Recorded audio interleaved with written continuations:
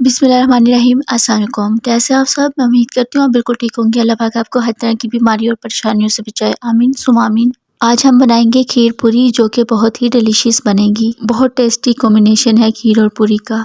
तो चलिए इसको बनाना शुरू करते हैं। सबसे पहले पूरी के लिए आटा गूंद लेते हैं। बोल में 1 कप मैदा ऐड करेंगे और 2 टेबलस्पून सूजी ऐड करेंगे। इससे क्रिस्पी आपकी पूरी बनकर तैयार होगी, लेकिन आप इसको स्किप भी कर सकते हैं। और 1 टेबलस्पून ऑयल ऐड करेंगे और 1/4 टीस्पून नमक ऐड करेंगे।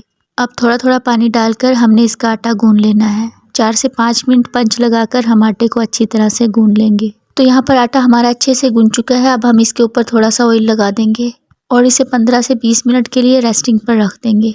नेक्स्ट यहाँ पर खीर बनाने के लिए पैन में मैंने 1 लीटर फुल फैट दूध लिया हुआ है। हाई फ्लेम पर हम दूध को उबलने के लिए रख देंगे। जब हाई फ्लेम पर दूध में एक उबाल आने लगेगी, तब हम इसमें भीगे हुए चावल ऐड करेंगे। 4 टेबलस्पून मैंने टोटा चावल लिए हुए हैं, जिसको मैंने 1 घंटे पहले भिगो कर रख दिया था। और अब हमने इसको मीडियम फ्लेम पर चलाते हुए पकाना है। तकरीबन 15 से 20 मिनट में ये गाढ़ी हो जाएगी और चावल पक जाएंगे। तकरीबन 12 से 15 मिनट हो गए हैं मुझे इसको पकाते हुए। इस पॉइंट पर हम इसमें ऐड करेंगे 4 टेबलस्पून मिल्क पाउडर।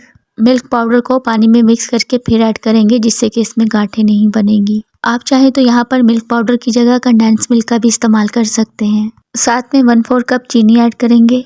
अब मिल्क पाउडर और चीनी डालने के बाद हम इसको 7 से 8 मिनट तक मीडियम फ्लेम पर चम्मच चलाते हुए पकाएंगे। साथ में कुछ ड्राई फ्रूट्स ऐड करेंगे। मैंने बादाम, किशमिश और नारियल का इस्तेमाल किया है। आप यहाँ पर अपनी पसंद के और भी ड्राई फ्रूट्स ऐड कर सकते हैं। और जब इसमें इस तरह की कंसिस्टेंसी आ जाएगी, हम इसमें ऐड करेंगे 2 ड्रॉप केवड़ा एसेंस के। आप चाहें तो रोज़ वाटर या फिर छोटी इलायची का पाउडर भी ऐड कर सकते हैं। तो इस तरह से हमारी बहुत ही ज़बरदस्त खीर बनकर तैयार है। आप देख सकते हैं कितनी ज़बरदस्त इसकी कंसिस्टेंसी आई है। तो चलिए अभी हम इसको साइड पर रख देते हैं और पूरी बना लेते हैं। यहाँ पर आटे को रेस्ट करते हुए तकरीबन 20 से 25 मिनट हो चुके हैं। आटे को हम इस तरह से रोल करके इसके छोटे छोटे पेड़े काट लेंगे। 1 नींबू जितना हमने इसका पेड़ा बनाना है, तो इसके हम इस तरह से पेड़े बना लेंगे। तो इस तरह से सभी पेड़े बनाने के बाद हम इसमें से एक पेड़ा लेंगे।